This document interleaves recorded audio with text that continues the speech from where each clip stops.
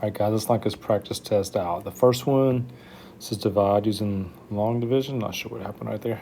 Divide using long division. So I'm going to put the x minus 2 on the outside here, and the x cubed plus 5x squared minus 7x plus 2 inside. Remember, it's all about the first term outside. What does that x need to become x cubed? It needs x squared. Every time you put a variable or a term on top, you multiply it by everything in the front. So x squared times x is x cubed. X squared times 2 is negative 2x squared.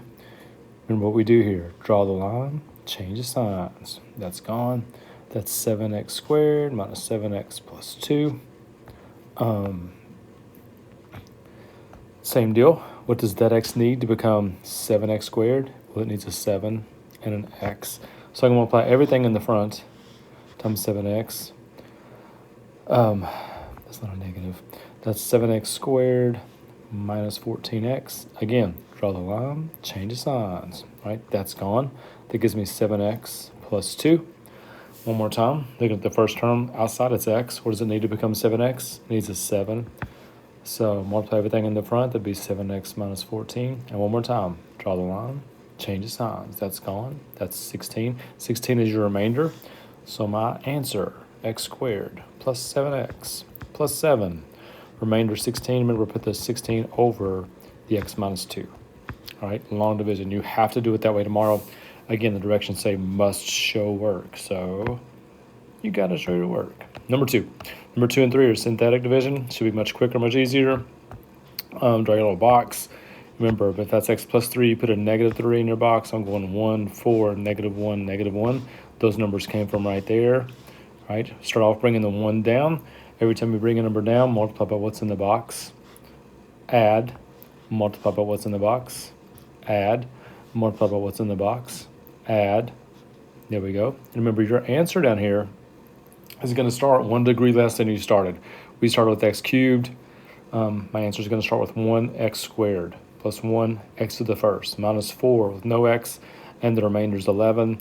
Put that over your x plus 3. All there is to it. Number 3, same kind of deal.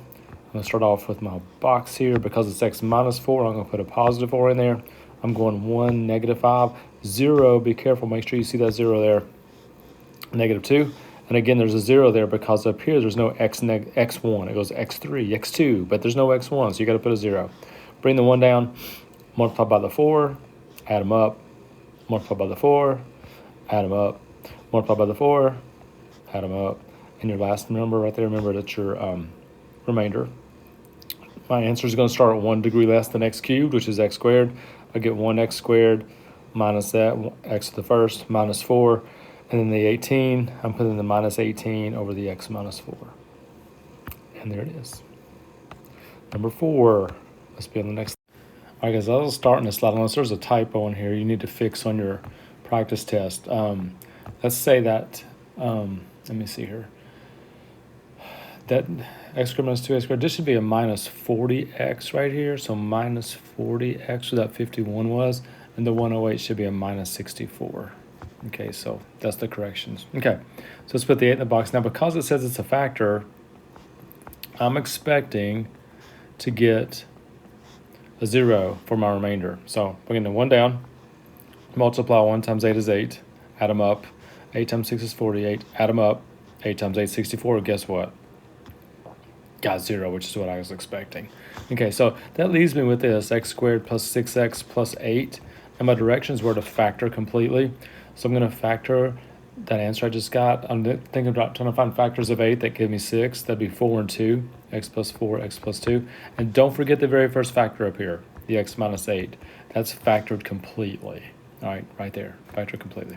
Number 5, list all the possible rational zeros. Now, the way we did this in class, don't forget, is we take the factors of the last number and put them over all the factors of the first number. The factors of 10 are 1, 2, 5, and 10. The factors of 3 are 1 and 3. So what I'm going to do first, and also they're plus, minus, positive, and negative. So I'm going to put all the factors of 10 over 1, which would be 1 over 1, 2 over 1, 5 over 1, 10 over 1. Then I'm going to put all these factors over 3, which would be 1 over 3, 2 over 3, 5 over 3, 10 over 3. Okay, that's all you got to do for number 5, is list what's possible. All right, that's it. Number 6, I start the same way. Before we find all the zeros, I'm going to list the possibilities. And this time, the first number is 1. So I'm just going to list the factors of 56. 1 goes into 56, 2 does, 4 does, 7 does, 8 does, 14 does, 28 does, 56 does. So what I'm going to do next is I'm going to take this function, get my calculator, I'm going to go to y equals, and I'm going to punch that in to my y equals button. All right, after I do that, I'm going to hit zoom 6 to graph it. I'm looking for somewhere where it looks like it crosses the x-axis. And when I'm looking at my graph, it sure looks like it crosses at 2. All right, so I'm going to put a 2 in the box and just test it. And the way I'm going to know if it's a 0, hint, hint, it's called a 0 because I would get a 0 for my remainder. Okay, so I'm going to work out my synthetic here and see if I get 0 for remainder. And you know what? I do. Okay, so that means that's one of my zeros. Now, because it's degree 3, I'm really thinking there's a good chance there's 3 real zeros. There may not be 3, but there's, looking at my graph, it's crossing the x-axis 3 times. It looks pretty promising. So I'm taking what I have left, the x squared, the minus 3x, and the minus 28. I'm going to try to factor that. Okay, so I'm looking for factors of 28 that have a difference of 3. That's 7 and 4. So my other 2 zeros are coming out of there. So my 3 zeros are 7. That one came from there. -4, that came from there, and the 2 that I found when I did synthetic. So you have to prove that all 3 of those are zeros by either doing synthetic or you can factor and show that they work. Number 7, same kind of problem because I'm doing the same exact steps. First thing I'm going to do is I'm looking for my list. So I'm doing all the factors of 15, which are 1, 3, 5, and 15. I'm making my list like I did number 5. And also putting those factors of 15 over 2. 1 half, 3 halves, 5 halves, 15 halves. Now what I'm hoping is when I punch this in my calculator and graph it, it's going to cross at one of those numbers. One of the x-intercepts is going to be, it's going to cross the x-axis at one of those numbers. So I'm going to punch that in real quick. All right, I punched it in. I'm looking at it. It looks like it crosses somewhere between -2 and -3, somewhere like that. Also looks like it crosses possibly at 3. So I'm going to try the 3, and again, it may not work, but it is in my list, so there's a good chance it's going to work, but let's just check it out. And again, you'll know it works if you get a 0 at the end. So I'm going to bring down the 2. 3 times 2 is 6. That's 3. Multiply, add, multiply. It does work. Perfect. That leaves me this. Leaves me 2x squared plus 3x minus 5. Got a couple options here. I could do synthetic again, see if one of those other numbers work. Because it looks like 1 works on my calculator. I'm going to just do slide, divide, slide here. I'm sliding the 2 right now, makes that 10. I'm going to factor, that's x plus 5, x minus 2. Divide by the 2, so I'm putting the 2 there, 2 there. So I'm running out of room. I'm going to get 2x plus 5. And I'm also going to get x minus 1. All right, so I factored it. Those are my other 2 zeros. So one of my zeros is positive 1. That comes from there. Now this one right here would be -5. Because the 2's there, you do -5 over 2. And if you're not sure how I just did that, you can always take that parentheses right here, go to the side of your paper, set it equal to 0, and just solve it. And don't forget the 0 we found first over there. We found 3. So there's my 3 zeros. Again, it was x cubed. What a shock. Number 8, factoring cubes. Remember our pattern there. Small, big, cube root, square, multiply, change the sign, square, boom, got it. All right, make sure you got the gesture for that one tomorrow. Number 9, factor 4 terms. Only one way to factor 4 terms. It's called factor by grouping. So I'm going to group the first 2 and the second 2. The first 2 have an a squared in common. That leaves a plus 5. Now, one way you can kind of get, you can get away with something here. I have to get a plus 5 again. I have no, if this is going to work, I've got to get an a plus 5. So if I put an a in this parentheses, and my first term there is -9a, I have to have a -9 there. Now check it though. Make sure your second term is good. If I do -9 times that 5, that is -45, so that works out really good. Okay, now basically I have 2 terms. I have that term and that term. They both have an a plus 5, so I'm going to pull out the a plus 5. That would leave an a squared in the front of this one, parentheses. It would leave a -9 in front of that parentheses. Okay, now I would be done, except I'm sitting here looking at this parentheses, that second one. That's a difference of squares. So you can break that down even further, factor it one more step and go a plus 3, minus 3. There's your factored completely version right there, number 9. All right, next slide. Number 10, find the real number solutions. This is solving by factoring. This is just review from last week. Anytime you start to factor, you always do this first. You're always looking for GCF first.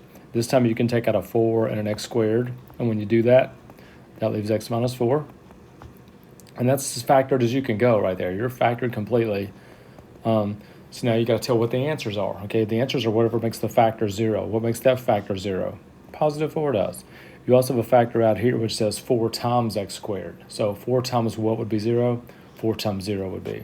There's your 2 solutions. Number 11, factor completely. Again, the first thing you always look for when you factor is GCF. All those numbers are even. I can take out a 2. They all have an a. You can take out an a.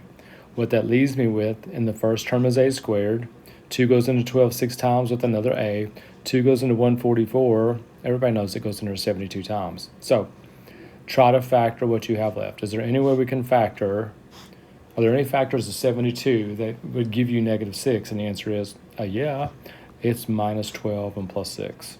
Okay, so that's factored completely. Always GCF first. Keep on factoring till you can't factor anymore. And number 12 is just a quick review on slide, divide, slide. All right, so I'm going to slide the 6 to the end. 2 times 6 is 12. Factor, I'm looking for factors of 12 that give me 1. That'd be x plus 4 and x minus 3. Okay, that's the slide. Okay, now we've got divide. Same number. Divide by 6, divide by 6. If you can reduce, you need to reduce those. Like 4 6 is really 2/3. 3 6 is really 1/2. And then I'm going to slide again. I'm going to slide the bottom numbers, the denominator, in front of the x, 3x plus 2. Slide the 2 in front of the x, 2x minus 1. And there it is. Now, on Friday at your test, this takes about 10 seconds to check it to make sure you got it right. If you'll take a second and just do FOIL method right there, you better get exactly what you started with if you want to check, which is always a great idea. All right, so hope that helps. Please study. It's early in the semester. Every test counts a whole lot right now because it's early in the semester. So make sure you're prepared, ready to go. See you tomorrow.